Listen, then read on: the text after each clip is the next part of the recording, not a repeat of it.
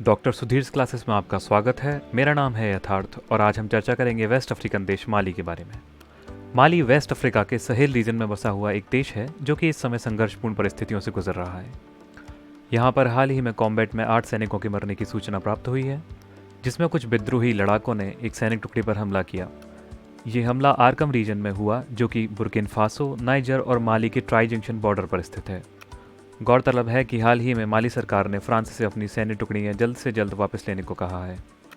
माली में अस्थिरता की शुरुआत वर्ष 2012 से हुई, जब तुरैस लड़ाकों और हथियारबंद समूहों ने इस देश के उत्तरी 2/3 हिस्से पर कब्जा कर लिया। उस समय इसके पूर्व शासक देश फ्रांस ने माली की मदद की और वर्ष 2013 तक इन आर्म्ड ग्रुप्स को हराया जा चुका था, परंतु इसके बाद इन हथियारबंद ग्रुप्स ने आर्मी और आम नागरिकों पर कई बार हमले किए। तब से ये हमले और इनके तरीके पड़ोसी देश बुर्किना फासो और नाइजर तक भी फैल चुके हैं। फ्रांस ने हाल ही में जारी किए एक बयान में कहा कि माली की शासक सैन्य सरकार द्वारा प्रस्तुत की गई चुनौतियों के कारण देश में किसी भी प्रकार की गतिविधियां करना असंभव हो गया है। माली के बारे में कुछ ज़रूरी बातें हम जान लेते हैं। माली एक लैंडलॉक्ड कंट्री है वेस्ट अफ्रीका में, जिसकी राजधानी और सबसे बड़ा शहर है बैमेको। नाइजर और सेनेगल नदियाँ दोनों इस देश से निकलती हैं और यहाँ की अर्थव्यवस्था कृषि एवं खदानों पर टिकी हुई है। माली सोने के उत्पादन के मामले में अफ्रीका का तीसरा सबसे बड़ा देश है। यहाँ से नमक का निर्यात भी होता है। 19वीं शताब्दी के अंत में फ्रांस ने माली पर कब्जा कर लिया और इसे फ्रेंच सूडान का एक हिस्सा बना दिया। फ्रेंच सूडान 1959 में सेनेगल के साथ जुड़ गया और 1960 में माली फेडरेशन के रूप में आज़ाद हुआ, जिसके कुछ ही समय बाद माली ने अपने आप को एक आज़ाद गणतंत्र घोषित किया।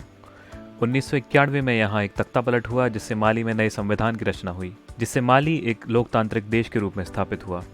जनवरी 2012 में एक नए संघर्ष की शुरुआत हुई, जिसमें तुरैस लड़ाकों ने उत्तरी क्षेत्र पर अपना कब्जा जमा लिया और अप्रैल तक एक नए देश अज़ावत की घोषणा की। इसके विरुद्ध फ्रेंच सरकार ने ऑपरेशन सर्वल की घोषणा जनवरी 2013 में की और एक महीने के भीतर माली सरकार और फ्रेंच टुकड़ियों ने अधिकांश उत्तरी भाग पर अपना कब्जा वापस जमा लिया। वर्ष 2020 में माली में 2 बार सैन्य तख्ता पलट हुआ, जिसमें अंततः कर्नल असीमी गोइटा ने स्वयं को माली का राष्ट्रपति घोषित किया।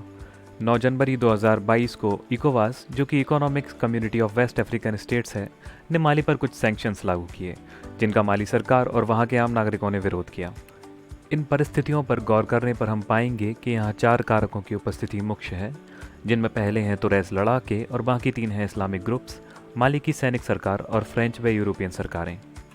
2013 में फ्रांस द्वारा भेजे गए 5000 सैनिक, जिनमें से कई अभी भी वहां मौजूद हैं, को माली के लोगों ने 1960 के फ्रेंच शासन के पुनः स्मरण के रूप में देखा है और इसे एक कब्जे का नाम दिया है।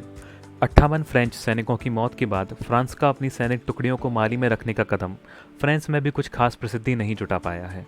फ्रांस और माली सरकार के बीच कई मतभेद मौजूद हैं, जिनमें से माली द्वारा रशियन कंपनी वेजनर को सहायता के लिए आमंत्रित करना मुख्य मुद्दा है।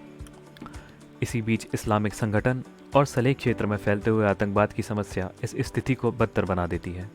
माली इस समय एक अस्थिर सरकार, फैलते हुए इस्लामिक आतंकवाद, एक चरमराती हुई अर्थव्यवस्था, गरीबी, बेरोजगारी और यूरोपियन देशों की महत्वाकांक्षा से जूझ रहा है, जिससे निकट भविष्य में छुटकारा पाना माली के लिए महत्वपूर्ण होगा।